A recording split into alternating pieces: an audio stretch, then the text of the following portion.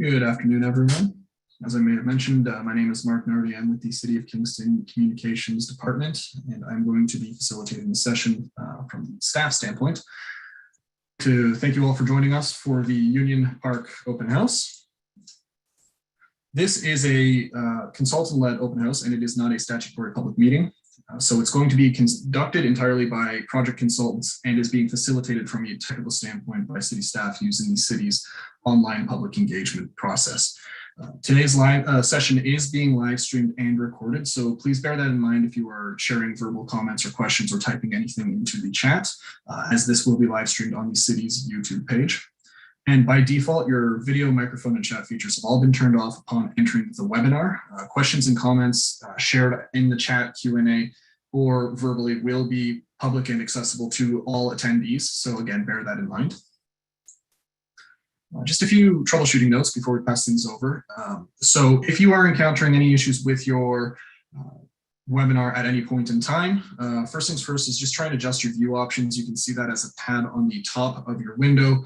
You can also move the sidebar during the presentation at any point in time if the window seems a little small for you. We also have a number of resources for troubleshooting available on Get Involved Kingston, and you can just visit getinvolved.cityofkingston.ca. You should be able to find a specific project page there, which will have resources for online engagement. Otherwise, you can try rejoining using the link. The link is right here, but you should also have a copy of your link in your email or however you would have found out about this session. You can just try rejoining using that, or you can call into the session using the number here, and the webinar ID will be required for that. So I recommend just jotting that down. Lastly, if you'd like to just follow along, you can also follow along on the city's YouTube page. Just a few notes about asking questions. So we have two ways of asking questions here.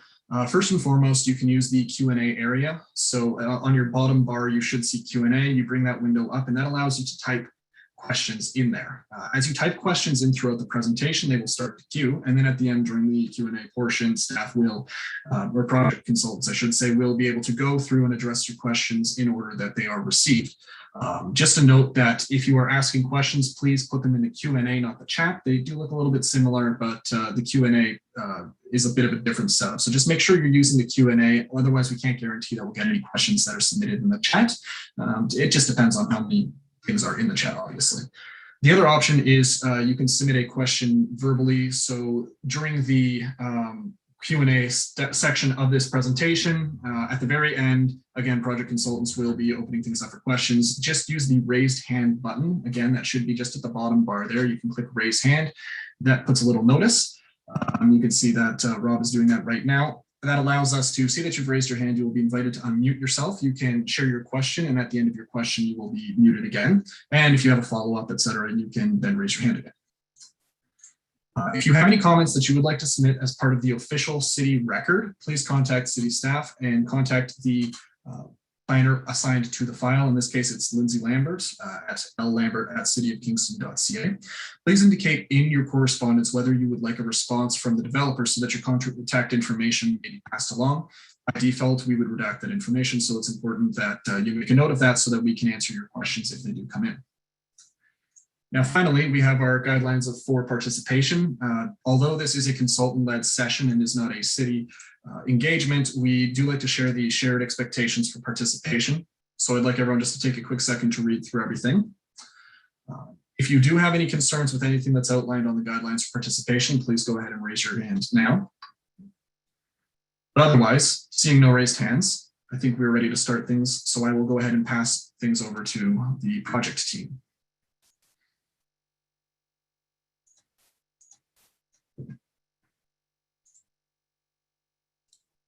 Well, thank you very much, Mark. It's just so great to see 50 people plus on the call for an information night to talk about this project. My name is Rob Wood. I'm an advisor to the project, to the principals, and along with other members of the consulting team.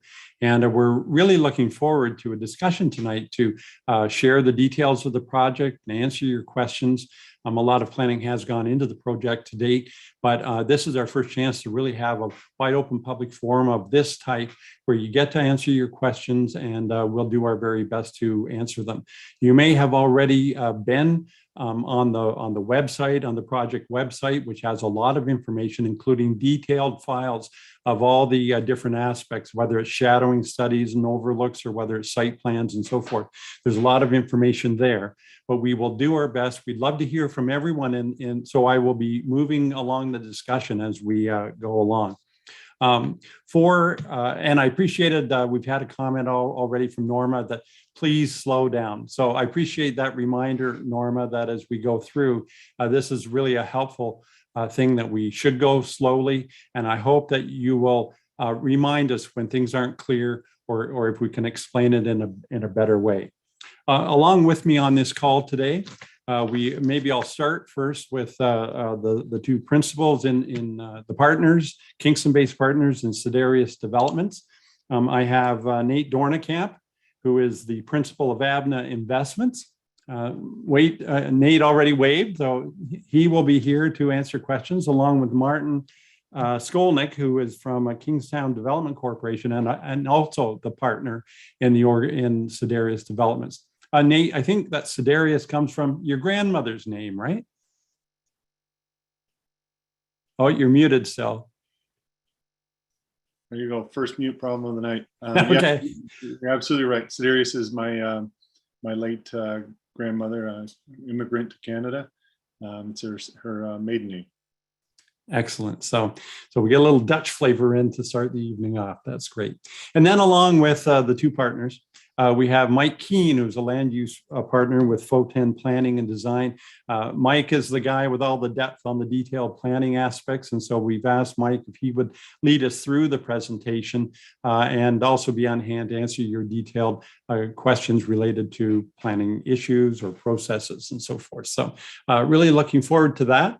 I think we're up to 54 people now. Chat is available if you'd like to comment or catch my attention, but especially please use, as Norma did, the Q&A box. It's just there at the bottom where you can click that and then type in your question for us, because we'll be looking for those especially. You may wish to raise your hand, and that's another way to get our attention and get involved in the discussion as we go along. So that's our plan for this evening. I think probably next is that we can get into the general discussion. So let me just clear this out. And we'll come here to we have a short presentation, and which you should be able to see now.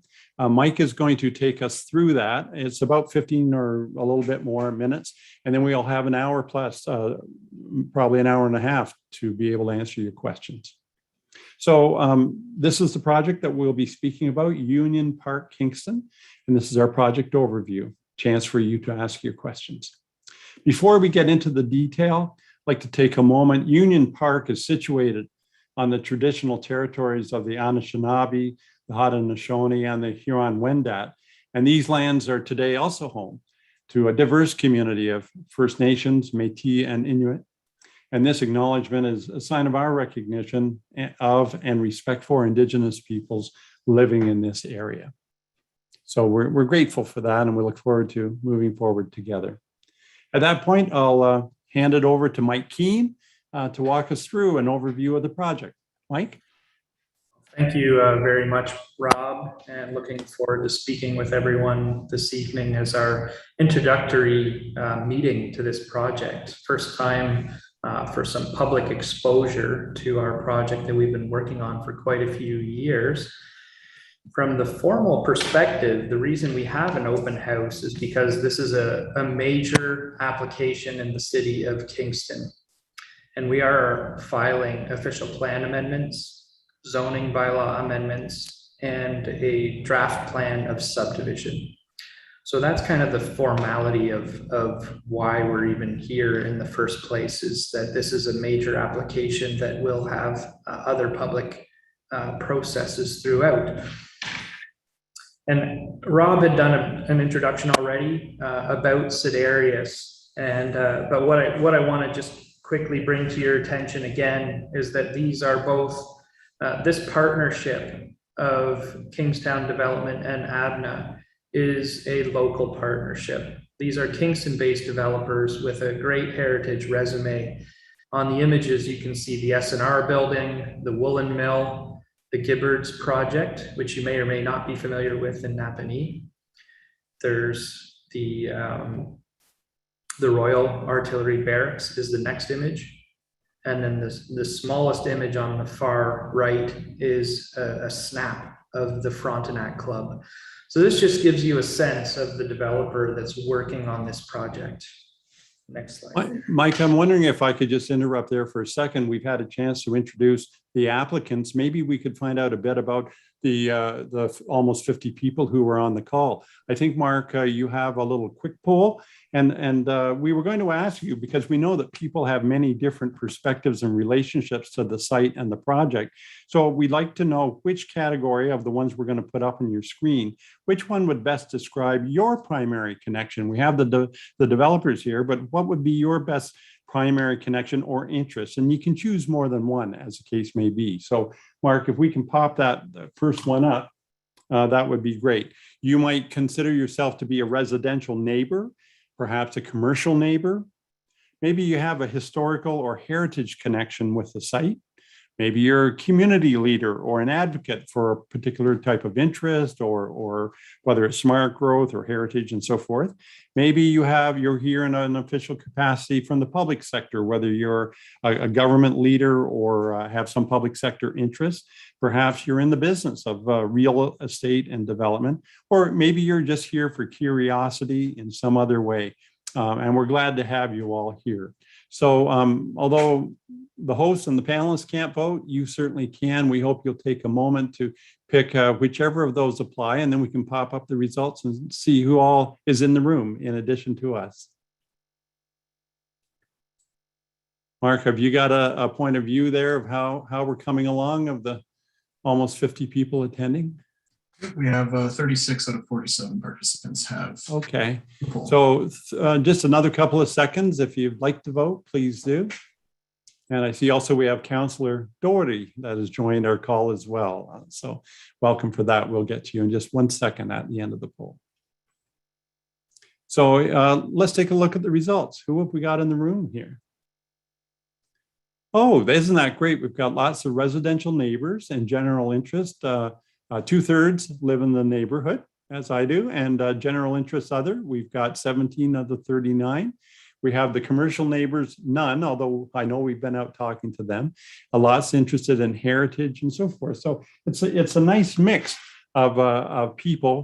We should have a great discussion on that. So having said that, we can close that poll off now, Mark, and we'll go back to sharing that screen. So now we can get into the details.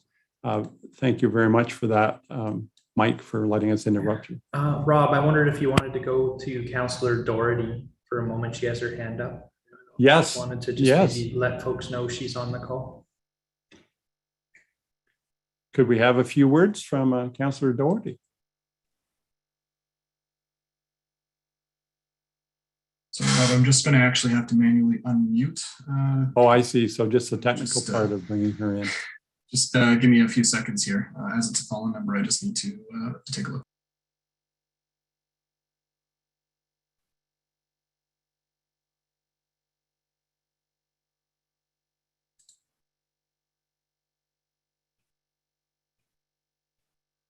And go ahead, Councilor Doherty. I should be able to see it now. Hi, Bridget. We see your hand up. Welcome to the call. I think we've got you muted just at the moment. Hi there. Can you hear me? Yes. I'm actually camping and the reception is really bad.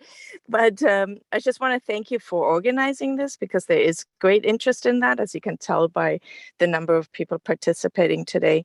And if you do have an opportunity, it was already mentioned that it is a large project and there are numerous public opportunities for the public to participate.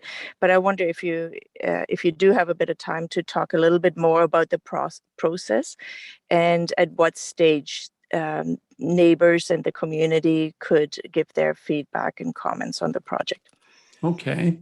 we'll bring that in at the end after people have had a chance to see what's going on. And I'm sure Martin or Nate or Mike will have a comment on that as well. Thank you, Bridget, and thanks for Great. calling in from your camping site. So we'll try to get through this before the sun goes down on you. So Okay, thanks. Bye. excellent. Okay, thank you. Yeah. So here we are back to the screen for you, Mike, about Union Park. Take us through this. All right. Thank you again, Rob. Mhm. I'm going to tell you a little bit about the name Union Park. Union Park Kingston is the full name of the project. And the word union brings the sense of bringing together the past and the future, the new and the old. The park is the large amount of open space that will remain in this development, a combination of parkland and pathways, as well as some extensive landscaping on the various blocks that we're proposing to develop. And Kingston, of course, because it's the city of Kingston, but more in particular, the three local historical communities, Portsmouth, Sydenham, and the Queen's University area. Next slide, please. So just briefly on history, as most probably know, this was a correction facility that operated all the way up to the year 2000. And then it stayed in federal ownership until 2008, at which point Queen's University owned the property for 10 years. And Sedarius purchased the property 3 years ago in 2018. Because this has a long history of institutional use, the city's documents, the official plan and the zoning bylaw, all zone and designate the site for institutional use. And it is a site that has been sitting idle for roughly 20 years at this point. The building itself is functionally obsolete. The interior of the building is not a very usable format moving forward. Next slide, please. So as I noted on the previous slide, Sedarius has owned this property since 2018. And we've actually spent 3 years coming up with a plan for this site. It's not a case of that we haven't been working for 3 years, but we've actually been working on establishing heritage views and studying built form and shadow impact before we finally get to this point of having an application into the city for review. And what you'll find is that it's a mixed use. It has housing, it has commercial amenities. We're proposing a hotel. We're allowing a continuum of care, or we're proposing rather a continuum of care for seniors. And the goal is to incorporate the history of the site and the built heritage with a new developed form. And our hope is that you'll find that this will become a new cornerstone for the Portsmouth Village and Sydenham district in particular. A lot of features and elements have come into play for this development in terms of coming up with the development scheme. And remembering that this was a home for many people, and that this site had an impact on many people, has played an important role in the development and some of the key elements that we'll share with you on our site plan. And you'll find when we get to the site plan, you're going to see this preservation of some incredible views and land that will be available for public use. This picture in particular is showing a view from Gardner Street, looking up at the development. And this building is actually about 70 meters away from the homes themselves. And so what I mean by that is the back door of anyone that lives on Gardner Street, you're ranging from almost to 70 meters before you touch the building. So if you may or may not know, at the back of your property on Gardner Street, there is land that is part of the former prison lands. Then there's the wall. And then beyond the wall is where the buildings are proposed, just to give you a sense of just how far away the buildings actually are from Gardner Street. Next slide, please. Now, these images are showcasing the proposed development. The top left corner, which is largely looking at the former prison building, and what it's showing in this image is the relationship between the existing building and the seniors' continuum of care. The second picture, which is the top right, is really showcasing the replacement of the annex. So if you know the building, there is the administrative building, there is the range, which is where the prisoners would have stayed when they lived there. And then there's the annex, which is a newer part of the building that we are proposing to replace. The third image, which is the bottom left, is showing again the new street that we're proposing, which will actually be a full movement intersection. And it's also showing the front of that annex building that would be replaced. The fourth image, the bottom right, is showcasing the hotel as you look beyond the warden's house, or as most people know it today, the museum building. Next slide, please.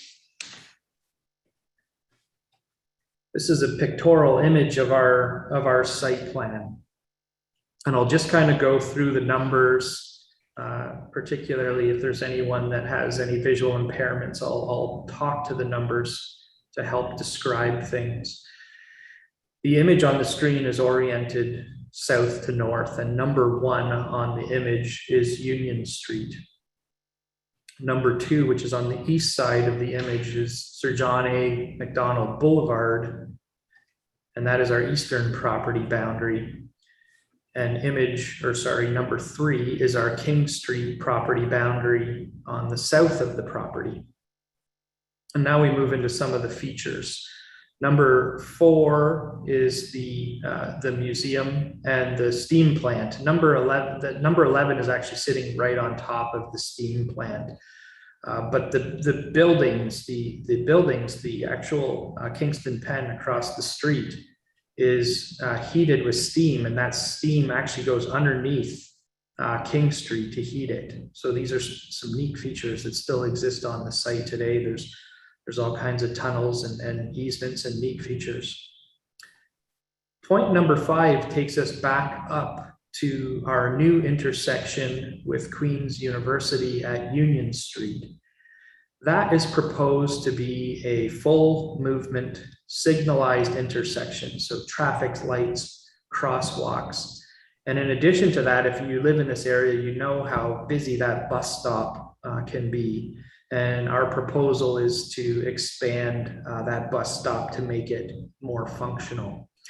And before I leave item number 5, the new road, which is just above the number 11, that's on Sir John A. Macdonald, that is also proposed to be a full movement intersection. It won't have a traffic light at it, but it would be an intersection that we would create, and it would allow left turn movement into the site and left turn out of the site as well, in addition to the full movement on Union Street. The northern entrance, which is on the north side of the former prison building, that would be a right in, right out only movement at that intersection.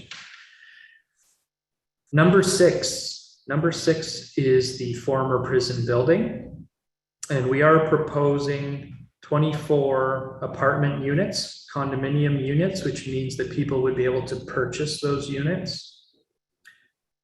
Number 7 is part of the seniors continuum of care complex. So number 7 would be 141 retirement units, and number 8 would be 74 senior apartment buildings. So it's a two-towered building, and with a common podium that joins them, and is proposed to be 10 stories overall. Mike, those are the ones that we saw in that previous photo, right? That's right. And there will be a few more that will showcase some of those images as well. Now, number 9 is our most interesting component of the development. It's the West Yard Park and the connecting pathway. And this will be a privately owned park, which means that the developers, future owners, will be responsible for maintaining the park. But it will have a formal agreement with the city of Kingston to formally act as a public park for public access. And that park will extend all the way to Union Street to the bus stop. So you can see the double treed walkway. That square at the bottom is the park, followed by the walkway that goes all the way to Union Street. So this is an amazing connection and park space that we're proposing for the site. And Mike, I just, if I can pick up a question here that came in from Maggie, she was just checking, these are accessible. There are aspects of the development that are accessible. I'll tell you, the one part that's going to be very challenging is the actual access to King Street, which we're proposing as stairs because of the elevation difference from King Street up to the top of the West Yard. So that will not be fully accessible from a ramp perspective. But from the top side of the park, it will be. So I don't want to say it's 100%. It's going to be kind of half and half because we can't cut the amount of path into the West Park to actually get up the elevation difference. So we are striking the balance between access from the top and access from the bottom. Moving to number 10. Number 10 is on the front lawn of the former prison. And it's proposed to be a healing garden. And we're working in partnership with the Prison for Women Memorial Collective. And they're actually going to be heavily involved with the design of that garden. Number 11 is the little bit of remaining former prison wall that's by the steam plant. And we're proposing to maintain that and hopefully use it as an art wall. Number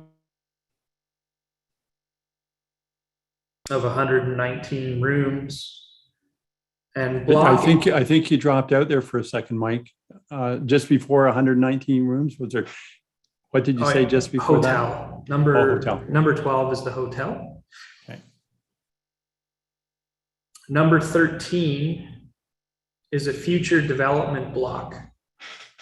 So we've spent time in our application trying to define some limitations on Block A, but ultimately this is a future application that will require future approvals, aside from our gateway features that are proposed right at the corner. Next slide, please. Just before we go, Paula has asked a question that will help people when you were talking about the retirement continuum of care. And Paula was asking, what's the difference between retirement units and seniors apartments? Are you able to speak to that briefly, just so people aren't confused? Certainly. They're within retirement living, within this broader phrase that I keep referring to as a continuum of care. The senior apartments themselves are apartments that are dedicated towards seniors. They are essentially able to come and go as if it's any other regular apartment. Because it's tied to the senior's home, there are services that can be provided to those people that live within what is just seniors' apartments. The retirement residence offers different levels of care.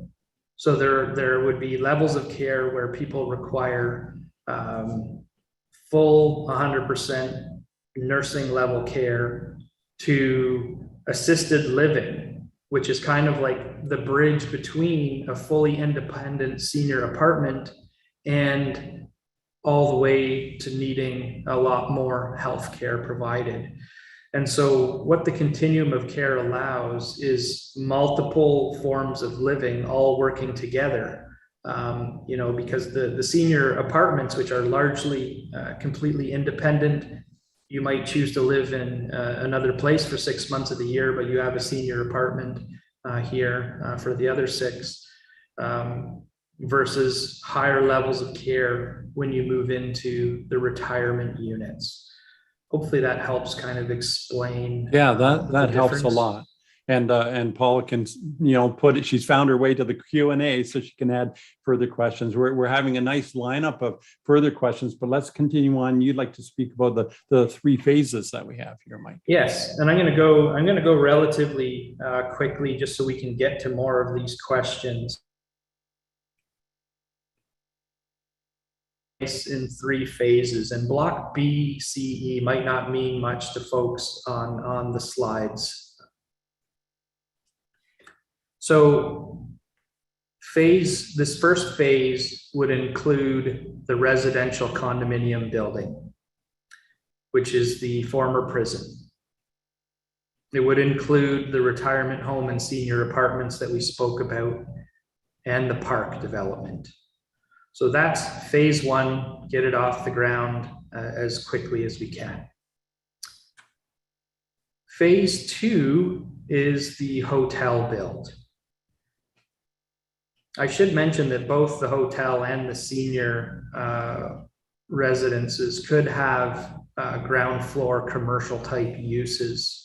It's noted on the hotel slide here, but it's also possible to have some of the retirement home uses, retirement home is the wrong word, the continuum of care uses available to the public, like a spa or nail salon. There's those types of uses that could be available to the public. Next slide, please. Okay. The third phase is block A, which is shown in the top right picture as the open field that's on the north side of the former prison building. And we envision a residential and commercial mixed use building on that site.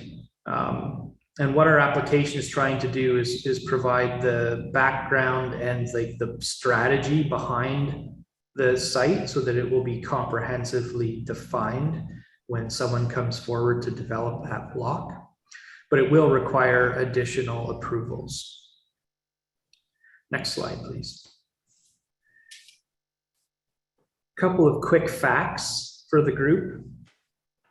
Again, what I started this presentation with was talking about how the open space, the park side of this development was a critical form that we were working around. And it has over 56% is your park side of things, walkways and landscaping. And then the roads, which really aren't really roads, there's not a focus on cars in this development, but we do have roads to allow people in and out of the site. They add to the openness of the site. You can see how the ratios work. This site is largely parked underground, and the 54 spaces that will be at the surface, roughly 54, they're really for convenience parking for people that are visiting the site. There's bicycle parking. We're proposing a couple of car share spaces, and there's bus parking that would provide a bus space for the hotel. And there's also a shuttle bus space for the continuum of care for the seniors. And that's in addition to the upgrade to the city bus stop that we're proposing. Next slide there, please, Rob. The couple of images of history and heritage, because as I said, this has really formed another one of the basis for our development scheme here. And what you're seeing on the slide is the digging of the foundation.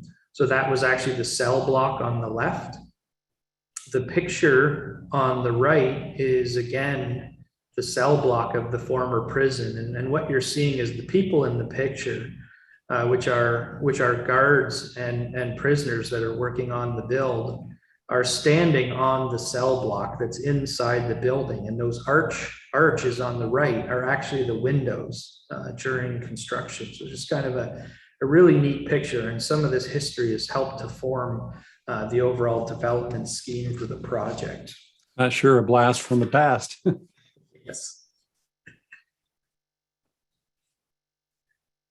We spent a lot of time determining the heritage views of this property, working closely with the city of Kingston, with staff at the city, with a heritage expert that they retained, along with two heritage experts on our team, Barry Podolsky and John Stewart. And their two companies are both nationally renowned companies, and they have played a very important role in defining the heritage views that were, one of the first elements of drawing the lines to keep the heritage views open.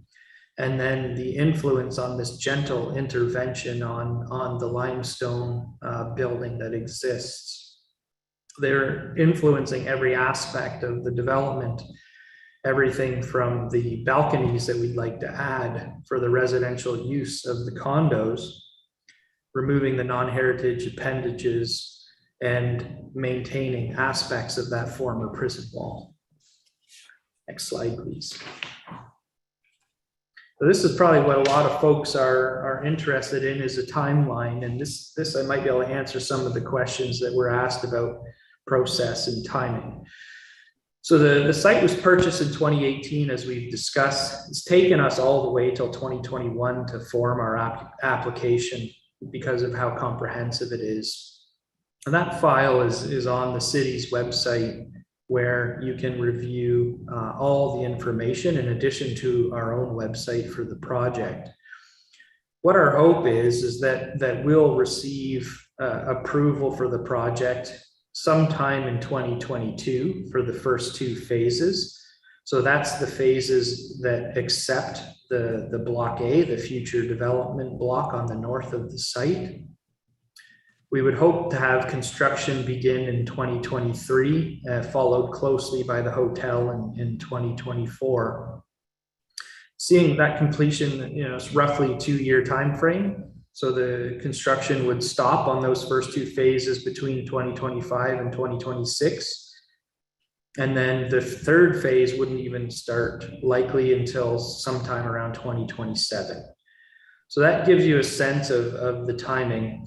Now, to fill in some of the gaps in 2021 to 2022, because I think these are important based on some of the questions that have been raised already in the question and answer. The meeting that we're having tonight is a meeting that is being led by us as the developer team to really showcase our project and to get some early insights into your interests, what you like, and if there are aspects that are greatly of concern to you. Following this meeting, the city will schedule a formal public meeting that is held in front of the planning committee, and the planning committee is made up of city councilors. We anticipate that meeting will happen sometime this fall. When the city is ready to host that meeting, they will actually post notice, and it would be issued. And I believe we're targeting October 7th for that date. And that would mean notices would go out in early September, advertising for that meeting. So that will be an opportunity to speak to this application in front of the planning committee, which again is the local councilors. Because of the comprehensive nature of this project, we expect there will be a fair bit of technical input. There will be everything from planners and heritage experts to engineers, in addition to much interest from the public that we will be taking into account as this moves through the process, and ultimately leading to what we hope would be that approval in 2022. And there was a question in there from David that we can come back to, asking about phase 3 and whether that will be developed by Sidarius or with another developer. So we can get to the partners on that a little bit later. But thank you for the question, David. And I think that's it for now, isn't it? Yeah, I think let's go to the next slide just for a brief moment there. So I had mentioned that the information is available on the city's formal planning platform, which is called Dash.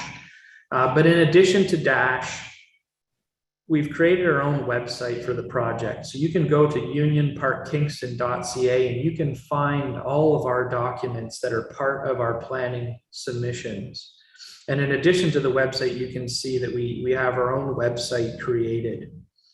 And so we do ask you to email us questions, concerns, comments, and we are making a concerted effort to answer those questions, in addition to input that you should also give to city staff. So thanks for the chance to speak this evening, and I look forward to helping with answering questions and talking about the project. That's great, Mike. Thank you so much for that run through. And it has sparked quite a number of questions. I think we have about a dozen ready to go. So we will probably take that next. I think it would be helpful, Mark, if we could just do another little quickie poll for the 60 or 70 people on the call. And this is about your areas of greatest interest. We have a little over an hour left to have a conversation, and we'd like to know as a team where best we could go into detail or drill down in some areas. So if we could pop that second little poll up, it's about your areas of greatest interest. So you'll see, so we can spend the most time on the questions of most interest. Please indicate below which aspects, I think there's 10 there, which aspects of the project proposal would you most like to hear more about? And if necessary, choose more than one, but we'd especially like to know the ones that you're keenly interested in. Project timelines, we just talked about and had a question from David on. There's a question in the queue about parks and open spaces and the 75% and how that was calculated. Shadowing and overlook may be your interest, especially if you're a nearby neighbor. History and heritage, we've had lots of questions there about reconciling high rises with retirement units and all that type of thing. Traffic flow, we've got a couple of questions about turning in and how busy Serjane can be in the morning. Environmental sustainability may be an area of interest for you, or more about seniors housing. There was a question I saw about, are these for rent or only for purchase? And so we'll get to those. The hotel may be an area you'd like to know more about. Commercial services that have been proposed on some of these ground floors, or there may be something else. Feel free to either make a comment in the chat or add a question in the Q&A. Both of those would be great. So if everyone could check off the ones that are of most interest to them, we'll give that a second, and then we will see where we should be spending the most time. How's it looking, Mark? Have we got most of those 55 people voting?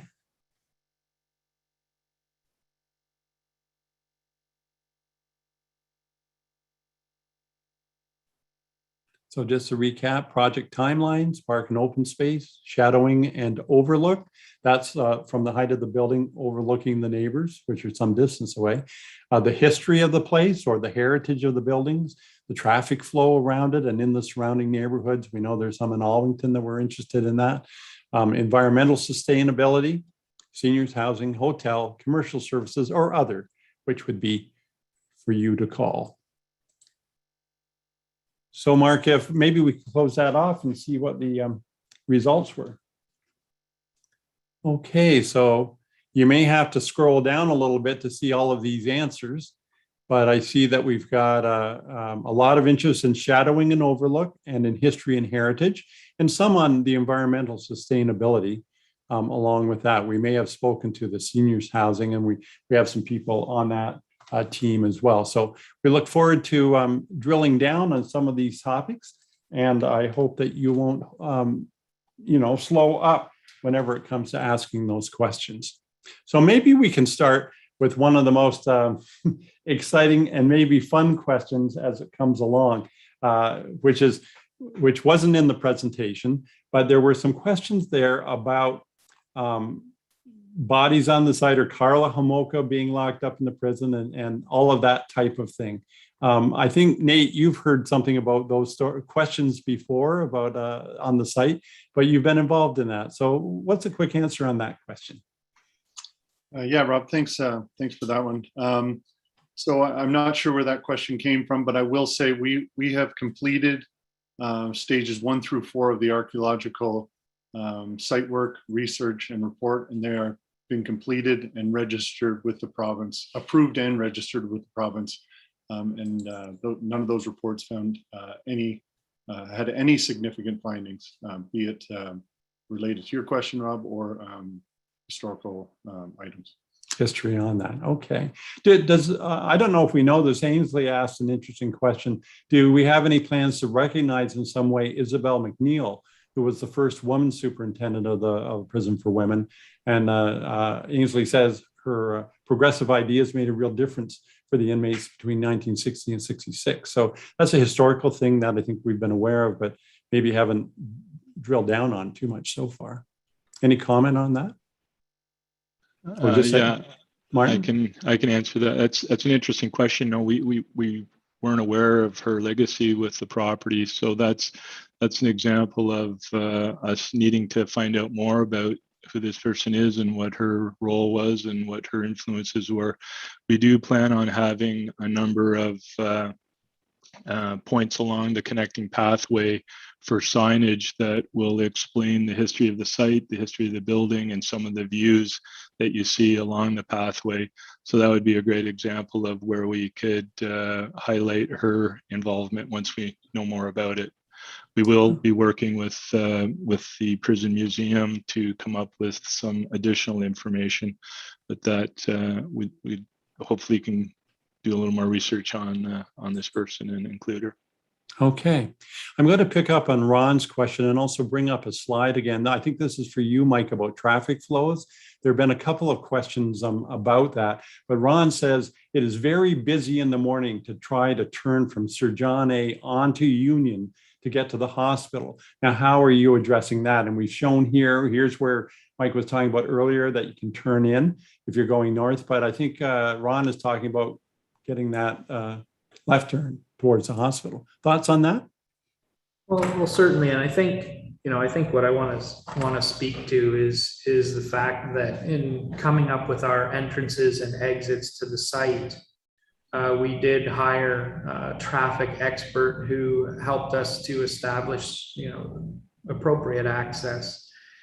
And what they found in doing their review was that we could actually have that full movement intersection that you pointed out, Rob, on Sir John A. Macdonald, which is a non-signalized left-right all movement intersection there.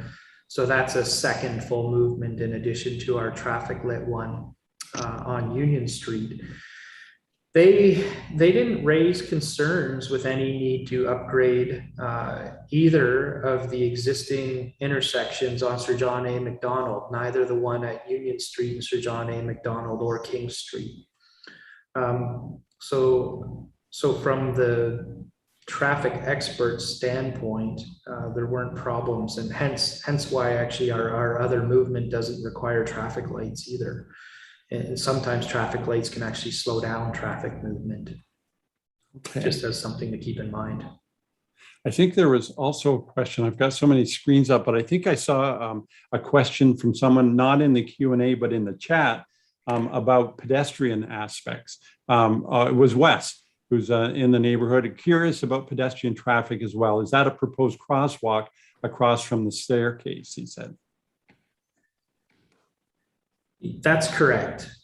So on the south side of the property through the park block, we are proposing stairs, as I mentioned earlier, because of the grade change. So that means we're actually punching a hole in that existing wall to provide that access, and we are showing a desire to have a crosswalk. A lot of those matters will be up to the city. So right now we're showing some of our desires in many ways. Okay, that's helpful. While we're on this slide and have it up, it's a nice way to see the whole site. Christy had the very first question in at 6:09. She said 75% open space. So could you explain that further? We went fairly quickly through that slide. I think that explained the different elements that count as open space. And she's noting, as stated, there will be housing, there will be room for a hotel and some businesses, et cetera. So where do we get to the 75% open space?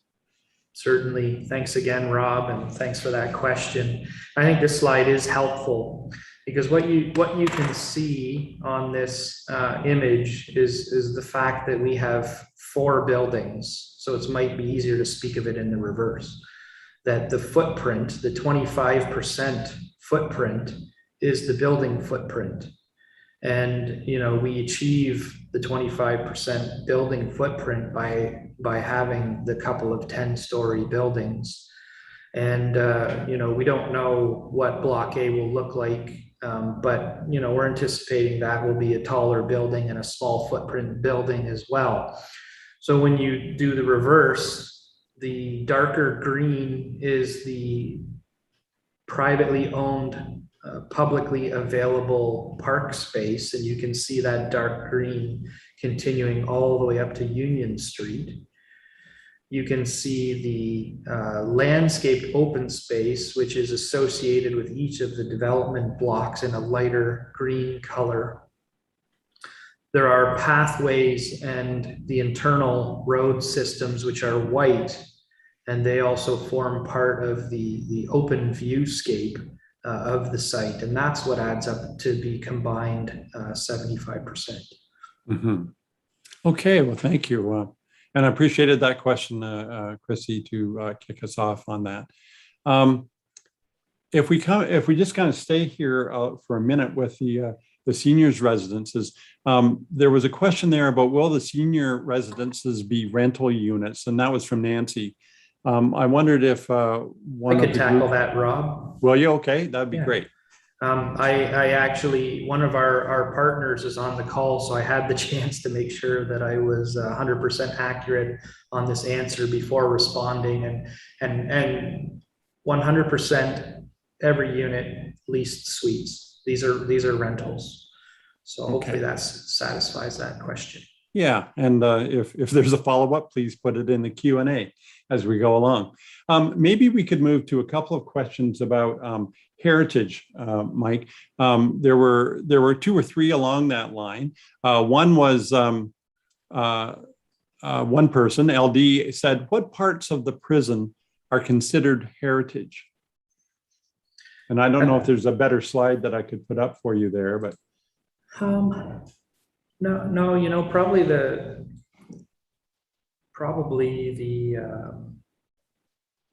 just the plan you had up was fine, Rob. Okay. Speak to the various elements of it.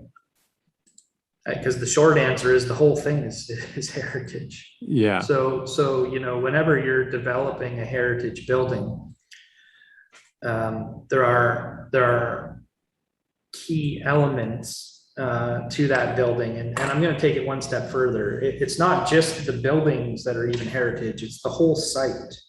So when we're talking about a heritage build, we are talking about the actual nature of changes we want to make to the building. But then there's the heritage aspect of the whole site.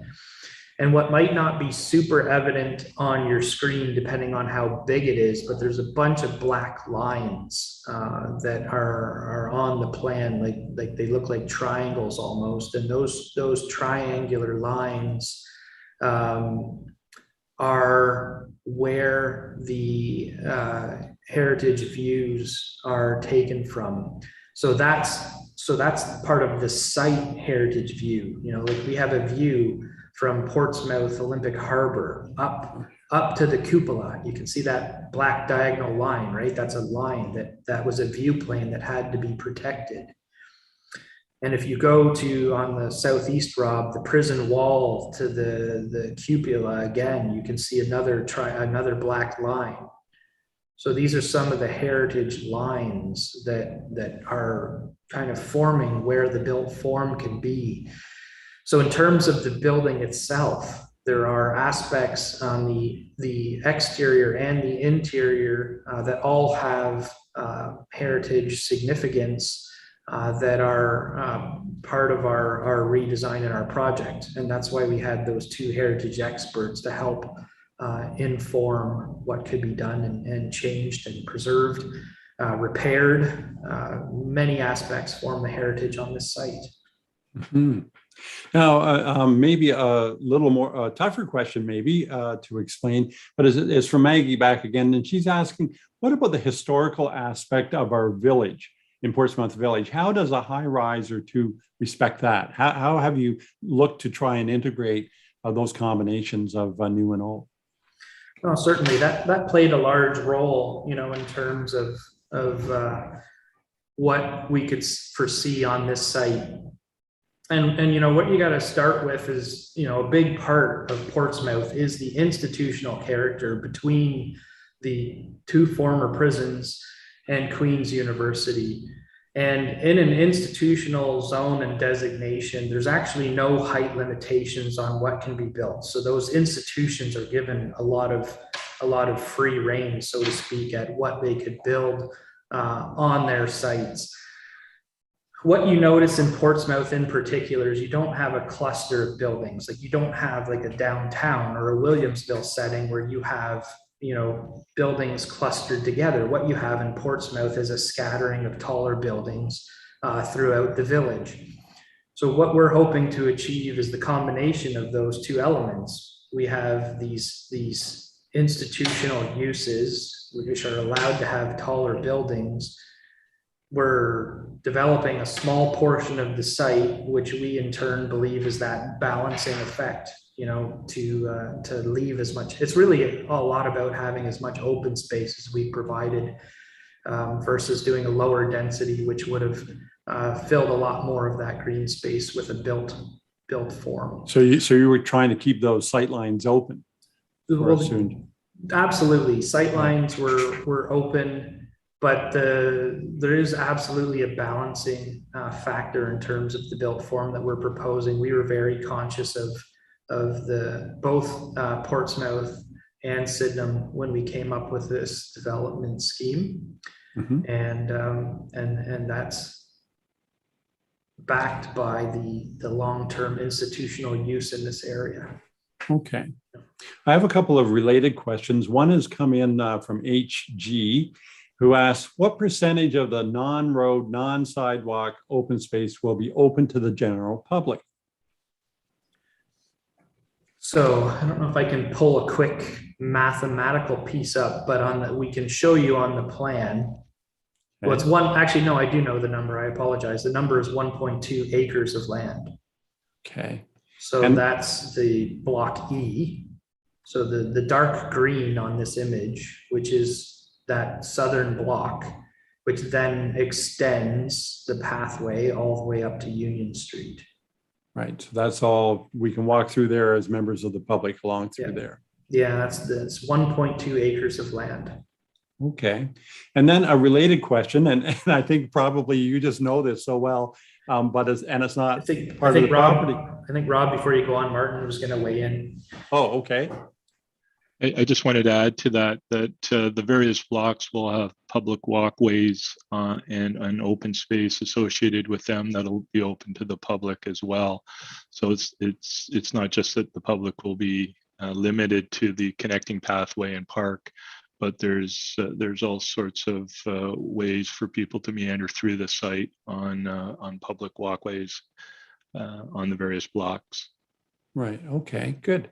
Now, Craig has asked a question, and it's a good one. Craig says, what is the blank white space in the southeast corner? Certainly. So that's the Corrections Canada lands. So that is the lands that associate with the prison museum and the steam plant. You can see the building outlines on our site plan. We show it in white to make it very clear that it's not part of our development proposal. It's not lands owned by Sidarius. Right, so no right to that land at all. And along the same line of while you're talking about penitentiaries, I'm just looking for the question now, but someone asked, maybe it was in chat, what about connections with Kingston Penn across the street? Will there be some things coming on that as well? Well, I can say we don't have any association with what may or may not happen on the former KP lands, other than our desire to have that public walking linkage on the southwest corner of our site. So, you know, the former prison does influence some of the built design again, you know, because it's also a heritage property. So all of the building designs are not only influenced by the heritage of our own site, but also of the surrounding heritage properties as well. Okay. I'm just checking through. There were quite a few on heritage. Here was LD asked, do you have to incorporate cell doors into the building plan? I can say we're certainly hoping not to. There are elements of history in this site that we hope to change, and Martin's ready to speak to this. And I think the city may have some clarification too. So Martin? Thank you. The heritage designation that's on the property does include certain interior elements, such as the locking mechanism that some people might be familiar with. The reason for the heritage designation on the building right now, when the property was transferring ownership from the federal government to Queens through the intermediary of Canada Lands, the city needed to put a heritage bylaw on the property in order to protect what happens to the building in the future. So it was somewhat of a rush process because things were unfolding fairly quickly. So as an example, the locking mechanism was identified as a historic resource that needed to be protected. We've since learned, working with the prison museum curator, that it's not as unique and special as it was once thought to be. So the plan would be to remove all of the cells, because, as been mentioned earlier, the property is functionally obsolete inside. There's really absolutely nothing we can do or anyone could do with that building the way it's situated inside.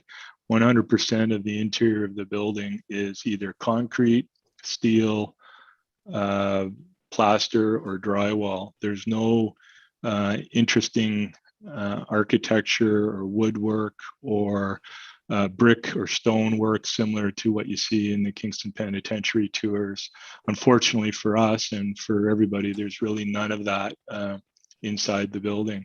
So as an example, if you removed all of the limestone from this building, you'd still have a building standing that was 100% concrete inside and out. So we'll probably find ways to introduce some character features, because that's what we like to do with our projects. And the idea of reusing some of the bars in our gates or the locking mechanism in decorative ways within the building is certainly high on our list to try and accomplish. Okay. Thank you, Martin. And something flashed on my Q&A screen that said the city might like to comment on it. I wasn't sure. Failing that, Mike, I'm going to go to another question here, which was related while we have this site plan up. And that was a question about the wall. Will the limestone wall on the west side of the development be kept intact?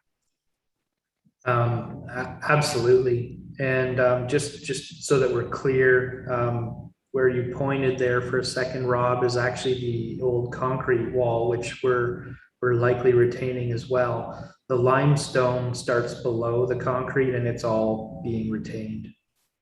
Right. So we're pleased to answer that question as well. Maybe I'll come back, and this may be for the partners, but David has asked, for phase 3, will this be developed by Sidarius or passed or sold to another developer in the future? I think it's pretty early for that question, but did you want to just hit that before we go on to the backlog of 14 other questions we have here? Martin? The plan right now is to concentrate on the first 4 blocks. And one of the reasons why we didn't proceed with Block A at this stage is because we really don't know what can be built, what we want to build on that site. We have our hands full with the projects that we have in front of us right now. We would like to be part of Block A in terms of the developer, but it may wind up honestly being another developer that we partner with on Block A. But we would certainly ensure that whatever was to happen on Block A was what we feel is a high standard, our standard, but also respect the heritage guidelines from the heritage conservation study that we've done. So they would be, whoever is developing Block A, whether it's us or another developer, would be bound by the same strategy and guidelines and rules. And on top of that, each building will still have to go through a heritage impact statement process, which is typical for any heritage site. So there will be a lot of public consultation ahead of us for Block A. Okay. Thanks for that, Martin.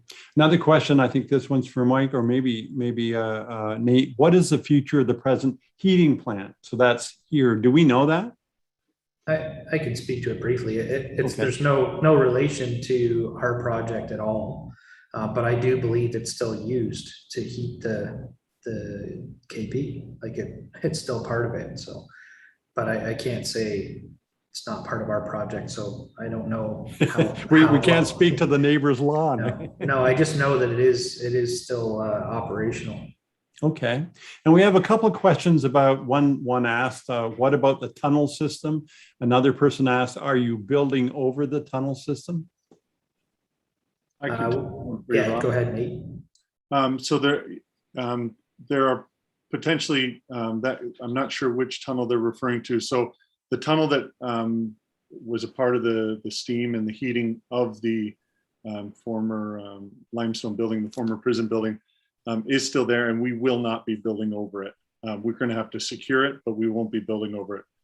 There is some stories suggesting there may have been a tunnel that ran from Richardson Stadium down to the men's prison while building it and transferring limestone, but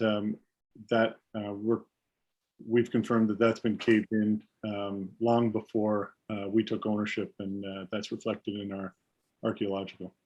Okay, thanks. Thanks for that, Nate. I hope that helps answer those two questions that came in. Just before we leave about the wall, I see that Catherine has asked a question just about taking down parts of both ends of the existing wall. Will that affect the integrity, and what's the value or intent of work being done on that? Nate, is that yours or? Yeah, I can handle that one, Rob. I assume that's regarding the newer wall, the newer precast wall. Mm-hmm. So the intent is possibly taking down a couple panels towards Union Street, but the structural intent will not be affected, and we will have to prove that. But the structural intent in structural integrity won't be affected. We actually have a history, Rob. I'm Nate Dornekamp, and I'm the son of Hank Dornekamp and Dornekamp Construction. Dornekamp Construction built that wall in 1980. That's wall. So you want to treat that previous work with care then? Yeah, we're intimately have an intimate understanding of that. Okay, that's good. And there are different questions here. One maybe a quick one. Any asbestos to deal with? Or maybe you want to speak about all the things you have to deal with there. I don't know if that's a Mike or a Nate question, but I can take that one, Mike. And then Martin. Yeah. I guess that came from anonymous. Yes. Great question. There's a significant amount of materials to deal with, both lead paint, asbestos, and a number of other items that will have to be dealt with before we get going on this. Okay. Ainsley is back with a question about indented, what she's suggesting, indented bus stops. And I know that you've had some ongoing conversations with the city and with transit about the whole active living and the bus stops and all of that. Comment on that question. She's making the suggestion that the city should consider indented bus stops to eliminate backup of vehicles that often happen behind the stop buses at West Campus. So, and she's got additional detail there that we'll have. I can handle that one, Rob, if you. Yeah.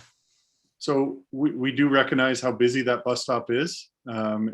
It's one of the busiest, if not the busiest, in Kingston, especially with students. So with that intersection design and working with Queens, we not only want to make it safer for people to cross and use that bus station or bus stop, but we want to get the bus stop properly situated. As far as the indent and how that's handled, that would be something that would have to go through the city, and we can help connect. Yeah, and working with that. And it's the same with the question that was talking about, where is that one now? But it was about turning in, I think we've kind of spoken to that about the turn into the site and so forth for transportation. And we've also spoke to the aspect about pedestrian traffic around there. So that's all very helpful. We have a couple of questions here. Oh yes, Anonymous said, is there vehicle access to Sir Johnny McDonald, which I think we had on that previous slide, right? So we've spoken to that. Thank you for that question. I'd like to go to Karen's question. This again is sometimes a complex and tough question to answer clearly, but we'll take a crack at it. And Karen is asking, how do you decide the number of stories in each building, and therefore the number of residences in each building, and why 10 stories, why not fewer, why not more? How do you come to that? That's a complex calculation that you do. It's certainly, anyway, I'll leave it to the experts to answer. Maybe Martin, can you speak to that first? Thanks, Rob. Yeah, it is a complex answer, and I'll do my best to answer it. So simplify it for us, Martin. over the last 3 years, we've looked at a number of different scenarios to develop the site. And, at one point, we're looking at, for instance, stacked townhouses, which would cover most of the site, which wound up being a very dense feeling site that didn't have a lot of open space, didn't have a lot of air to breathe, and we quickly discarded that concept. Martin, can I just ask, what is a stacked townhouse? So a stacked townhouse would be something that you see quite often in infill projects, where you have a unit on the ground floor and second floor, and then another unit on the third and fourth floor, as an example. Okay. I didn't mean to disrupt your train of thought there. That's okay. On how high the building. There's a lot of components that go into planning a site like this. One of which is height, and we know that height is a sensitive issue in Kingston, and we're not trying to in any way dismiss that. We feel that the 10 stories that we've proposed are sort of the top end of what we would refer to as mid-rise. In most other communities, mid-rise is 10 or 15 stories. In Kingston, mid-rise could be 3 or 4 stories, just depending on who you're talking to. And really, the community is struggling with height, especially in the downtown core. Certainly in the west end of Kingston, when you talk about height, it doesn't seem to be as sensitive. But what we did was we planned the different types of uses that we wanted on the site. We then looked at all of the heritage setbacks and heritage views that needed to be protected. And I'm happy to say that we acknowledged and achieved that in each and every case that was asked of us by the heritage consultants, both acting for us and the city. We then looked at, we have to look at economics. We wouldn't be doing this if there wasn't a way to at the end be in the black on the project. The other main item, and I would say this is probably the most important item that we looked at, was the shadowing that we will create on neighbors. So when we looked at higher buildings than 10 stories, obviously there's the risk of more shadowing. So in doing the shadow study, we did it several times based on several different heights of buildings. We landed on 10 stories because the shadowing impact on our neighbors is really quite minimal. Do you want me to bring that up? Yeah, I guess this would be a good time to bring that up, and we can talk about it. It's easier sometimes to have a visual when I'm talking about this. So there's different times of the year that shadowing studies, which is a requirement by the city of Kingston to create a shadow study. So we didn't do this just on our own. It's one of the requirements in completing a development application. If you just go to the next page. So if you look at this image, this is the spring and fall equinox. And if you see the blue areas on those three images at 9 a.m., 10 a.m., and 11 a.m., you can see how the shadow is cast onto the properties to the west. And you can see that at 9 a.m., there's shadows on, basically the houses that are nearest the intersection of Union and Gardner Street. By 10 a.m., most of that shadow is gone. And then by 11 a.m., it's really just impacting slightly, touching two of the houses on Union Street. If you go to the next slide, all throughout the afternoon, none of the shadowing touches any of the residential properties in the immediate area. It's actually coming back the other way, right? So, Yes. If you go to the next slide, then we look at another time of the year, the summer solstice. so that's June. Yeah. Well, the date June 21 is the date that the consultants used. So if you look at 9 a.m., there's just one house on Union Street, our immediate neighbor, which is the fourplex, some people might recognize it as, is touched with a shadow, and some of the backyards for some of the houses on Gardner Street are touched with the shadow. Keeping in mind that those houses all have 208-foot deep lots, and most of the lots are heavily treed in the back, including the 20 feet that we own on the west side of the prison wall. All of that's heavily treed. So, one might argue, is the shadow being created by the building, or is it being created by the trees, or a combination thereof? But by 10 a.m., that shadow really retracts, and by 11 a.m., it's pretty well gone. If you go to the next slide. Certainly in the afternoon, once again, none of the houses in the neighboring area are impacted by the shadow of the buildings. If you go Like in none of those, that goes from noon right through to 5 o'clock, right? Right. If we go to the next slide, which is the winter solstice day of December 21st, you can see the shadowing is at its worst at 9 a.m. And you can see that the shadow reaches a little more to the north, avoiding most of the houses on the southern part of Gardner Street, but touching on the buildings on the north side of Gardner Street. But by 10 a.m., it's retracted enough to just be touching on 3 or 4 houses. And then by 11 a.m., it's virtually gone off of residential houses. And then if we go to the next slide, you'll see that the shadowing goes the opposite way and really just reaches to the west, or to the east, excuse me, hitting the parking lot on Sir John A. Macdonald Boulevard. And then at 4 p.m., it hits the correctional college, and then over there. And then of course by 5 o'clock it's dark anyhow. So there's no shadow.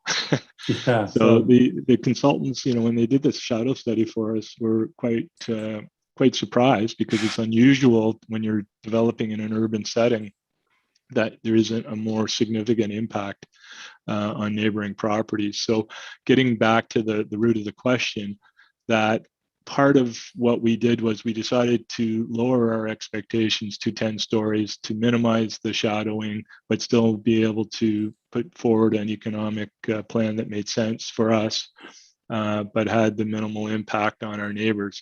And hopefully our neighbors feel that way. And I understand that, we'll have more conversation on this, because it's a very important issue. And so is overlook, which is, I might as well mention that while we're on this topic, that overlook is when you have a taller building beside a lower building, and you're concerned about people being able to peer into your backyard or into your windows. And in this particular case, the retirement home, I think Mike mentioned, is approximately 70 meters away from the backs of most of the houses on Gardner Street. In addition to that, there's a wall that's being maintained, and I just want to be clear on that the wall that exists today will be kept, and the except for about 22 feet, which are 2 panels that Nate mentioned earlier, along Union Street. We're removing those 2 panels with the blessing of our neighbor who we've spoken with about that, just to open up the sight lines into the site when you're coming east on Union Street, but the rest of the wall will remain. So this image that you're looking at now deals with overlook. And we took this building, not because it's particular to the building, but this picture was taken from the west side of Gardner Street, standing at the manhole, the catch basin that's there, looking back at the site. So that's a real photograph with the retirement home rendering added to it. So you can see, behind the trees and, somewhat in the distance, the retirement home, which is not overly imposing in our view, at least. And it's certainly not close enough to affect people's privacy in our view, at least. Okay, that's good. Just watching all the different screens here, I'd like to, I'm just going to bring back a slide that we looked at earlier. Our friend Anne is asking about the memorial garden.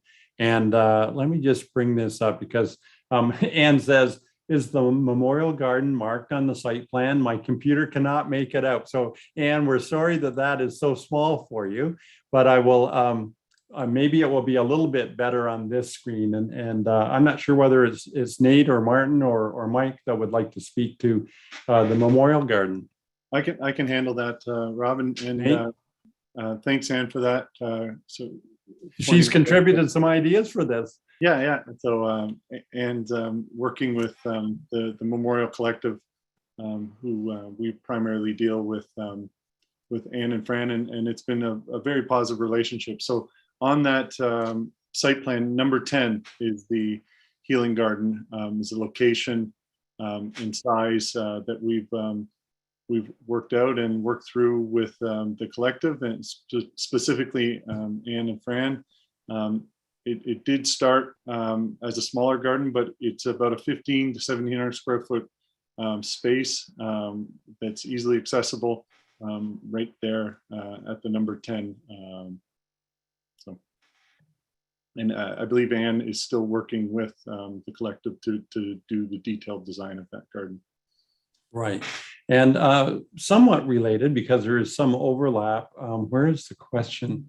But it was about working with the Indigenous community. Why can I not find that? Anyway, Chrissy asked that. Chrissy of 609 with the first question. Chrissy said, are you working with the local Indigenous community on the development plans and land development? Is that yours again, Nate, or is that? Oh no, Martin's got this one. I can answer that. So we've engaged Indigenous consultants to assist with our strategies in that regard, and we're working on a number of different initiatives to recognize the history of the property and the lands, and the historical uses, not just from a prison perspective. There's items like in the West Yard Park, it's labeled, I believe, tennis lawn, but we plan on having an annual healing circle and smudging ceremony on the property, and we're working with our consultants to bring that forward. Certainly, the Prison for Women Memorial Collective Garden, the Healing Garden, will have an Indigenous design and plantings and perhaps some signage associated with the garden to reflect its Indigenous background. The signage that I referred to earlier that will be along the connecting walkway and in the park will also reflect some of the history that needs to be brought forward and remembered. So those are some of our ideas to date, and we're certainly open to receiving more ideas from the public and certainly from Indigenous people in the area. Yeah, and you've also done some training as well, sensitivity training and so forth on that too.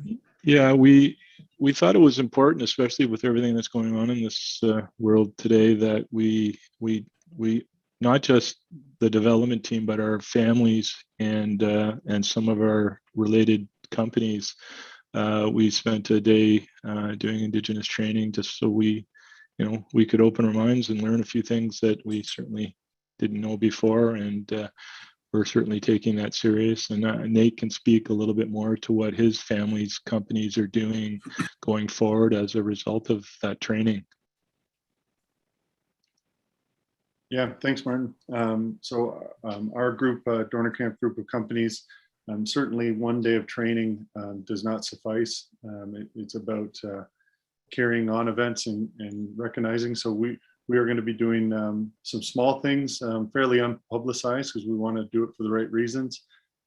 We've taken part in some of the initiatives regarding various T-shirts and lowering flags and some of the early stuff, but we're going to keep events going on an annual basis at various sites and properties of ours. If we can stay on this, not only working with Indigenous communities, there is some overlap with the Healing Garden. And David has asked a question here about what is the timeline for the Memorial Garden? How will the garden be funded and maintained? So some of that is not for us to answer, but let's take a crack at that one. Martin? So the Healing Garden, the Memorial Collective is very adamant that they have as much control over not just the design of the Healing Garden, but the ongoing maintenance and paying for the garden. They weren't interested in asking us to participate in the cost. They really want to take full ownership of that. So we're going to do what we can to facilitate that and working with them as partners. I think Nate's already mentioned that we've come to an agreement with them, and that's evolving now to documents, and we're excited with the fact that we have been able to reach an agreement with them, and we see them as partners. And I can say we didn't start off seeing each as partners with each other. It took some time to evolve that relationship and learn to trust one another. And we're excited about the fact that we're moving forward with them as partners on that. Mm-hmm. There was a question while we're still on the prison itself and the history. There was an anonymous attendee asked, are the murals inside the prison going to be protected? Nate? I can take that one. Martin's still got his hand up, but I can take that one. So yeah, there's a significant amount of murals within the building. Unfortunately, the building is decayed and the paint has decayed and folded over to the point that most of those are quite unrecognizable now. So we'll have to evaluate. We will be, it is our intent to hire a third-party photographer to document it and properly document it with photography. But as far as some of those murals, unfortunately, the paint has lost the decay battle. Okay. We have 2 or 3 questions that in my mind anyway are related a little bit to sustainability, environmental aspects as it goes along. Maybe I'll just maybe we could just speak to that for a moment, and then we'll get to the 2 specific questions. I know that you've taken these elements into consideration around water savings, energy savings, reducing carbon, and sourcing locally. Comments on that? Is that a Mike question or? I can take that one. Nate, okay. The best place to go is to go to our website, and we have our project overview, and we go into more detail on some of the sustainable initiatives we're going to be looking into, specific to the Limestone building, the former prison building, things like geothermal heating and cooling, rooftop solar panels, and then right down to the plantings. We're going to be looking at drought tolerant plantings. We're going to be looking at rain gardens to handle water runoff properly. We are going to be containing rainwater and reusing it in irrigation. And then on the mechanical side, and there's more items in that project overview. It gives more detail. But on the mechanical side, obviously LED lighting, and then on our building plant items, variable speed drives, to control fans and when they're needed. But yeah, the best place to go, Rob, would be the project overview and To the website on that. Yeah, there's a lot of detail there that we could go into. No, that's for sure. And that may build on Ainsley's question, which I think she put in Q&A more for the city, but she said she was interested in the environmentally friendly aspects, if any, associated with all the construction. For example, will the buildings be built to LEED standards or have solar collectors for hot water and electricity and so on? So that kind of detail between the city and your site would cover that. Yeah. Okay. The other one that I put along, Nathan had a question, which is about what is the proposed lifespan of the development, and will building materials be reusable at the end of the life of the built infrastructure? Have you thought that many years into the future? Nate? Great name, Nathan. That is a tough one. I don't know how to answer that. I will say, if you look at Sidirius's resume, both on the Kingston side and the Avna side, we are interested in preserving. We are interested in using proper materials, right, from the more modern stuff in the triple glazed windows. But I'm not sure that's answering your question. So we will have to get back to you. That one kind of caught me off guard. Yeah, well, it's good to have a tough question that make us think as we go along. So that is great. Wes had a follow-up question as well as can we clarify, please clarify again what we said about limestone under the concrete wall? I don't remember that exactly. Yeah, so I may have misspoke, but right to go over it again, there's along the west side and then around to King Street West, there are two different walls. There's the precast concrete wall and the limestone wall. One doesn't sit on the other. The precast concrete wall does sit on concrete foundation and concrete abutments. So I'm not sure if maybe I misspoke, but the two walls are independent of each other. They do connect to each other, but there is no limestone foundation under the precast concrete wall. Right. Oh, I'm glad we cleared that up. That's great. Martin, you have a comment on this as well? Unmute. I wasn't sure if the question was relating to something that I had said earlier about the prison building, where the limestone is just it's just an outside exterior cladding to the building, and that the interior of the building is concrete. What I mentioned before was that if you removed all the limestone, you'd still have a concrete building standing. So it's while the limestone is really the nicest component of the entire building and the copper roof and cupola, it's really a concrete structure that's clad in the limestone. So in case that was the question, you have two answers. Well, and Wes has just kindly added something in the Q&A as well as that covered it. So that is great as we come along. Just a couple of other clarifications before we come towards the end. We've answered 32 questions so far, and we've got 4 more. Back briefly to you, Nate, about Anonymous says, is it true Karla Homolka was locked up in that same prison? Isn't it going to be haunted? I don't know the answer to that one.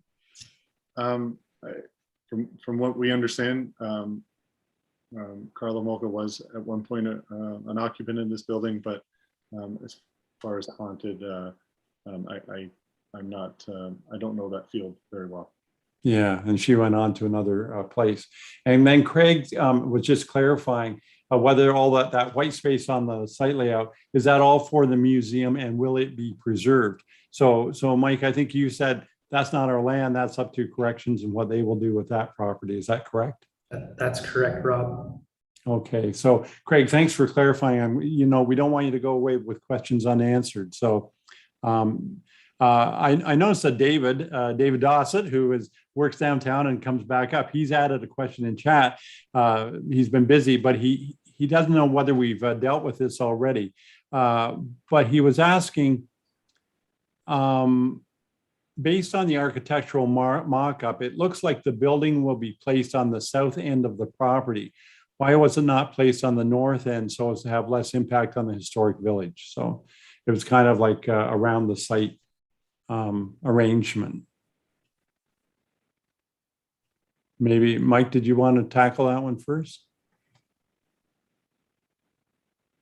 I think David is asking about the siting and about the south end of the property. Is that the part by where the little park is, the warden's garden and so forth? Rob, I think Martin's got his hand up there. Oh, okay, good. Thanks for the question, David. I'm not sure, to be honest, if we completely understand the question. The south end of the property is actually the West Yard Park, and we're not building on that. The triad of buildings, the way they've been situated, as I mentioned earlier, and you may have missed this part, David, that the buildings are situated in a way to respect all of the heritage views and setbacks that were identified as being of importance. So that was number one. Number two, working with our heritage consultants, we wanted the triad of buildings. So that's the hotel, the retirement home to the west, and the future building in Block A to frame the heritage building and not to overpower the heritage building, and create backdrops depending on the view that you're looking at the building from. So hopefully that answers your question, but if not, somebody else can add to that. And there are more detailed information as well on the website. And David, sign up for the newsletter and you can get regular updates as the planning goes forward on that. Martin, while I still got you on here, there was a question, I think of you as the movie guy on the team, and Anonymous had a question about movies being filmed inside the prison. We've had a couple of movie shoots recently on the exterior of the property, but nobody has requested the opportunity to shoot inside the building. One of the reasons for that is the building is in such disrepair inside, and there's some health and safety issues with working in the building because of that. But it doesn't have the same interest that Kingston Penitentiary has from a movie perspective. So if somebody does want to shoot, we're open for business, but so far we haven't had anybody inside the building. Yeah. Unlike the neighbor to the south who has been shooting very recently. Saw Hugh Yes. Dillon over there the other day. So as it goes along, a couple of comments here coming in. Generally speaking about housing as a broader issue. Carrie had an early question and also posted her thoughts in chat, given that 20% of Canadian seniors are having difficulty meeting their core housing needs, and that points to affordability in many cases. Does this site plan to ensure that middle and low income seniors housing needs are met? So that's a big question. But Martin, you've been involved in the housing thing on a broad level in addition to this site. What are your thoughts on that question of how that issue might be addressed? And Chrissy has asked a similar thing as well about affordable housing in Kingston as a need. Did you or have you considered that type of housing on the planned site? So. To specifically answer that question, one of our partners who, I don't know if we were able to allow her to speak, Victoria Lucas, who's with Signature Homes, if there's a way to connect her. I think if Mark could maybe admit Victoria, that would be helpful.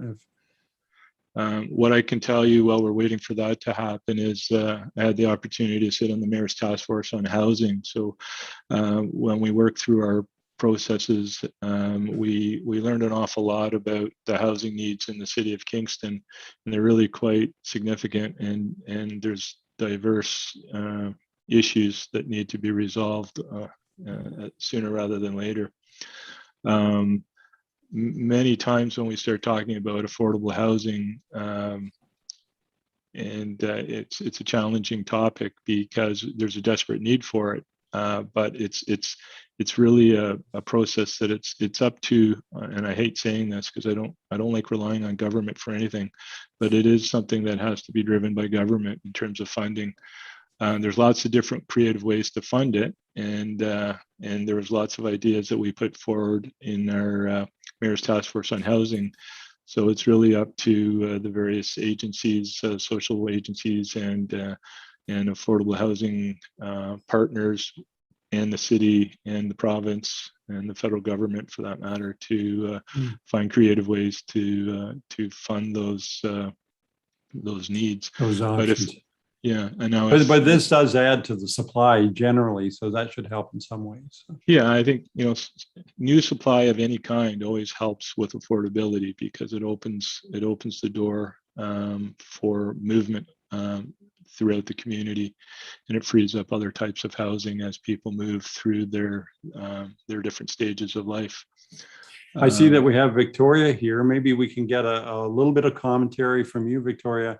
Really, I know that you're involved with the whole continuum of housing, from seniors and to assisted living and so forth. Would you care to share a perspective on that for us? Absolutely. Good evening, everybody. Can you hear me okay?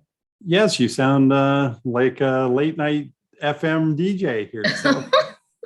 Well, thank you. I'll take that as a compliment. Yeah. So just in terms of answering the question, I work with Signature Retirement Living. I'm the director of design. And anytime that we look at partnering with anybody or acquiring a new piece of property in a particular community, we look at we do market studies and research of what that community really needs. And what we found specifically for Kingston and this particular site is that the community can really support a more kind of upper middle to luxury product. And that is what we're doing as part of the seniors housing component for this particular development with Sidarius. Okay. I hope that we're all concerned about that, Carrie and others who have commented on that. So we're glad to have that included. There was a question from LD, Life of Dig, asking, "Are you keeping the bell tower?" We are. When the bell tolls. Yeah, no, it's a important historical and architectural feature. I will tell you, the bell tower is not meant to have anyone up there. That being said, Martin, not myself, has put his safety at risk and gotten up there. But yes, we will be keeping it. Mm-hmm. Okay. So that answers, I think, the last question in the queue. And we've had Carrie's question in chat, David's question in chat, and others. We talked about pedestrian and retirement versus seniors. So I think I believe we've covered all the questions that have come forward. Councillor Doherty, I just wanted to touch base for you as you tap in from the campground to keep up on what's happening in your neighborhood. Further comment or question that you might have for us today? If you can hear me, I know your connection can be spotty, so. Hi, thanks for giving me another opportunity to speak. Just want to thank you for your presentation. I know more questions will come forward, particularly I've heard a lot of questions already regarding the shadow study, and I look forward to, you said that the next planning meeting it'll most likely be on October 7th, that you're hoping that planning will hear from this application. Will, of course, in those meetings, residents are also invited to participate. And it's just, so after that planning meeting, will there also be a site plan control meeting? And do you have an idea of when that may take place? Who's got the answer to that question? Well, I can answer that. Yeah, okay. Yes, Councillor Doherty, there will be at the next stage site plan control process that we have to go through. So that's that's at the next stage once the planning and zoning and official plan amendment and plan of subdivision, draft plan of subdivision is near complete, that the various buildings will then submit for site plan control for their specific blocks. So yeah, there will be, there's a lot of work. We're just at the very, very beginning of the process, and there will be lots of opportunity for the public to participate and provide their input. One of the things I would like to say, though, before we sign off is we've been working diligently to work our way through the neighborhood, talking to commercial property, commercial businesses and residential property owners and tenants that occupy space in the village. And we haven't gotten to everybody, that's for sure, but we more than welcome the opportunity to meet at someone's home or in the back garden, which we've done recently with several members of the community, and answer questions and go over our project. We want to communicate with our neighbors. We want to hear from our neighbors, and we want to address their concerns. So we're open to that. The best way to get a hold of us is on our website. There's an email address, and we can arrange for a meeting. Both Nate and I have had our 2 vaccines, and we can socially distance or do whatever people are comfortable with. But we're more than prepared to meet with people and discuss people's ideas, concerns, and if somebody likes what we're doing, we're happy to hear that too. So, yes. Well, thanks for that, Martin. And I've posted the email address as well as the website address, and questions about the shadowing study and overlook. That is all on the website, along with dozens of others, the heritage strategy and so forth. There have been questions about that. I see that Tim has a comment, maybe related to the site or something else. So. Yes, thank you, Rob. First of all, I just wanted to thank all the participants in the meeting tonight. This is a tremendous turnout. It's great to hear your questions and your input in this. The reason I put up my hand, though, really was just in answer to Councillor Doherty's question about the site plan application going to a public meeting. The way site plan is set up at the City of Kingston, it's actually done by delegated authority to the Director of Planning Services, but and it can get bumped up through motion of the council to come back to Planning Committee. So I can discuss that further with you offline, Councillor Doherty, on how that works. But I just wanted to clarify that for the public so that they didn't think it automatically happened. It actually has to be done through way of motion. So I hope that clarifies that. Okay, we have a couple of minutes left, and I'm going to ask the Sedarius team to just kind of comment with their lasting message at the end of this as I put up the last slide. But there was one other question that came in from Anonymous, and I like it because it shows some curiosity of the inside story. So Anonymous asked, did you consider the locations of the condos and the hotel? I think the point of view there was make it an experience staying overnight in a prison, or lake views for the condo, to make lake views favor residents, not visitors, or that trade-off. And we haven't talked much about the hotel part either as it comes along. So thoughts and comments on that? Tim, I assume that you've said your piece, so I might go to Martin for a comment on that. What's the inside story there?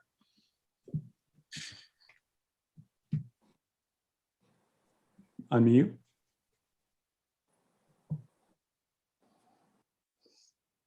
Sorry about that. You missed a wonderful opening salvo there. The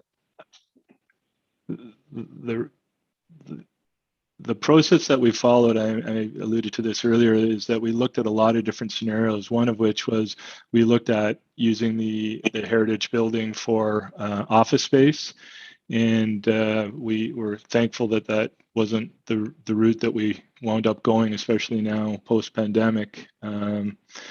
It wasn't financially viable before the pandemic, and it certainly wouldn't be post-pandemic. The The other option that we looked at very closely, and we were actually quite disappointed about it because we really wanted to put the hotel in the Heritage Building.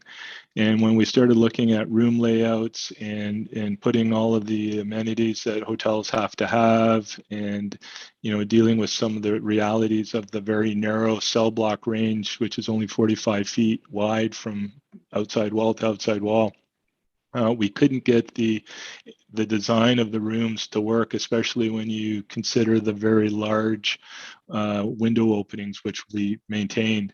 We just couldn't make that work to get the room count that we needed to make a hotel financially viable there. So it was very disappointing to us because we were very excited about putting the hotel in that building. So that's why we moved the hotel out to the Block E or Block D site and move to a more residential approach for the Heritage Building.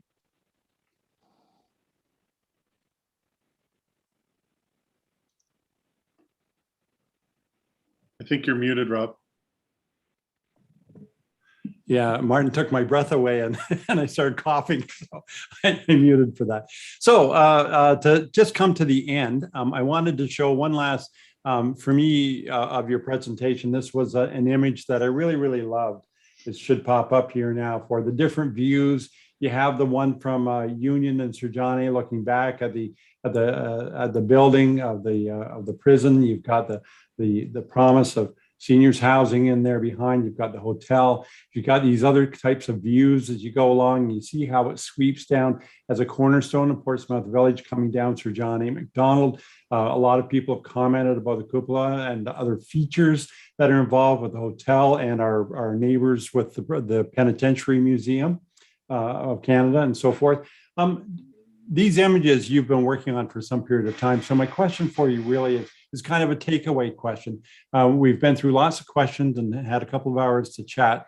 What's your kind of takeaway, your thoughts at this stage in a long journey on a complex, high impact project? Just wondered what your thoughts were to leave with the group today. I might start with Mike because he's been in on the detail of it, and then come to Martin and Nate for just kind of a takeaway comment from today. Well, thanks, Rob, for that opportunity. And I have to say, this is certainly one of the most exciting projects I've had the opportunity to work on. And there's been a lot of different experts involved. And if you go to the website and you review our technical documents, you'll see how what we're proposing is a strategy for the site. And following that strategy that took us 3 years to develop, we finally have a product to share with the public and start carry forward with the development proposal that we'd like to see on the site. And I think it ticks the boxes. I'm very excited to be the land use planner involved with this project. Thanks, Rob. Yeah, and just to build on that a little bit, Mike, I think it's interesting, just as one example about working with the Prison for Women Collective. That's one where coming together, there were some initial plans, but they and their landscape designer and the other Ann have come together in dialogue to talk about how we can make it even better than the original planning. And so it's not a done deal. People still have a chance to give their input and their thoughts and to work with us as partners as we go along. Martin, what's your takeaway from as you look at those renderings and think of the 3 years of work? What are your hopes from your takeaway today? I'm hoping that one of these days I'll be able to get a full night's sleep, to be perfectly honest. It's a big project for us. I couldn't ask for better partners to be involved with the Dornekamp family. We share a lot of similar commitments to doing projects the right way, I think. Hopefully other people think that as well.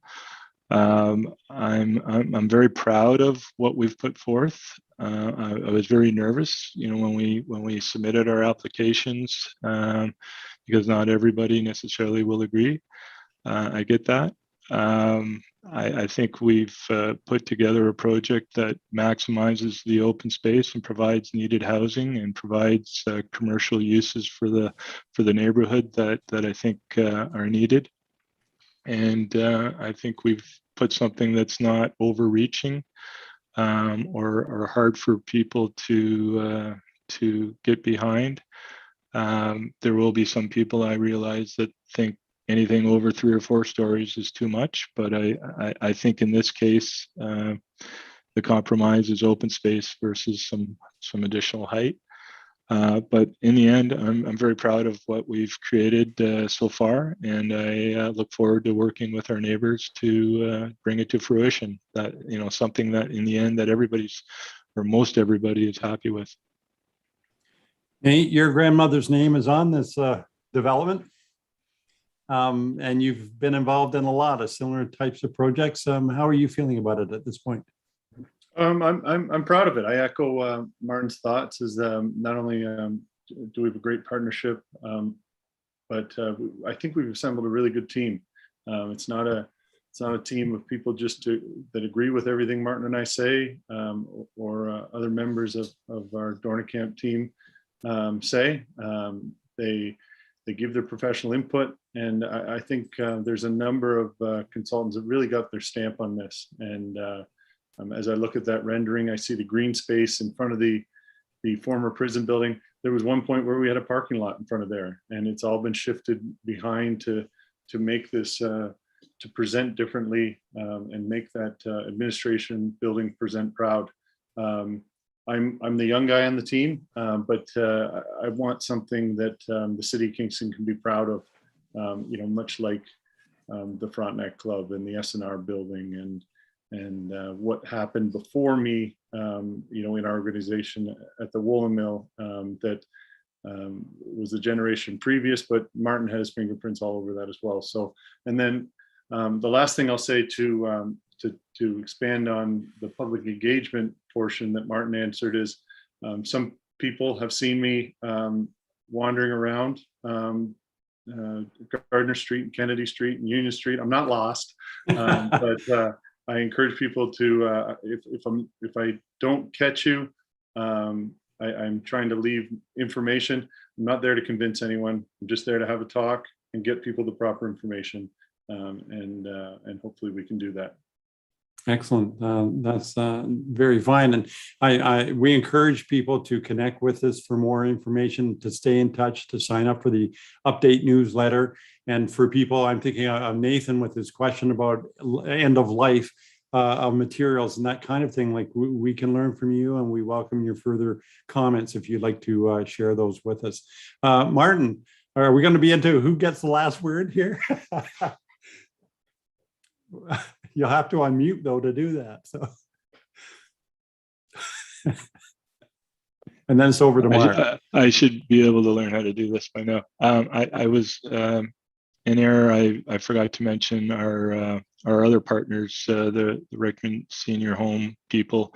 We couldn't have better people at the table as far as building quality retirement homes. They built a beautiful property at Centennial and Princess for our community, and that was a very positive experience for them. And we're thrilled to have their team at the table as well. And I know it was important for us to make sure we had the right partner at the table that was going to build something that we were all proud of. And I think they feel the same way about us. So I just wanted to also mention that. Okay. Well, on that note, 40 questions were answered. We have more in chat, more conversations to come. Mark, I think it's back over to you for the wrap for the city. Thanks very much, Rob. So this concludes the formal session, the consultant-led open house. Again, just a friendly reminder, if you'd like to share comments that you would like retained as part of the city's record, please email them to the project, the planner on file for this project, which would be Lindsay Lambert. Again, that's lambert@cityofkingston.ca, and we can get those passed along. If you are sending comments that you would like the project team, the consultants to respond to, please indicate that you want a response so that we can share your contact information with them appropriately. Otherwise, I'd just like to thank you for taking the time to attend tonight's session. And if you have any questions, feel free to follow up. Thanks and have a great night. You too. Thank you all.